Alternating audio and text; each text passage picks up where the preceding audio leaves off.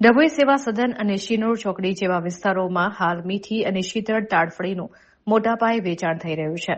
ગરમીથી બચવા માટે રાહદારીઓ અને વાહન ચાલકો આ કુદરતી ફળ તરફ આકર્ષાઈ રહ્યા છે. હાલ બજારમાં તાડફળી 100ની 500 ગ્રામ એટલે કે ₹200 પ્રતિ કિલોના ભાવે વેચાઈ રહી છે. તેની કુદરતી ઠંડક અને મધ જેવી મીઠાશને કારણે લોકો તેને કુદરતી આઈસ્ક્રીમ તરીકે પસંદ કરી રહ્યા છે. તાડફળી મેળવવી એ ખૂબ જ મહેનતનું કામ છે. રાજપીપળા, હાલોલ અને બાસ્કા જેવા વિસ્તારોમાંથી આવતા શ્રમિકો વહેલી સવારે જોખમ ખેડીને ઊંચા તાડના ઝાડ પર ચડી આ ફળ ઉતારે છે. તાડના ઝાડ આ શ્રમિકો માટે આજીવિકાનું મુખ્ય સાધન છે. ફળ વેચવાની સાથે તેઓ તાડના પાનમાંથી સાવરણી બનાવીને પણ વધારાની આવક મેળવે છે.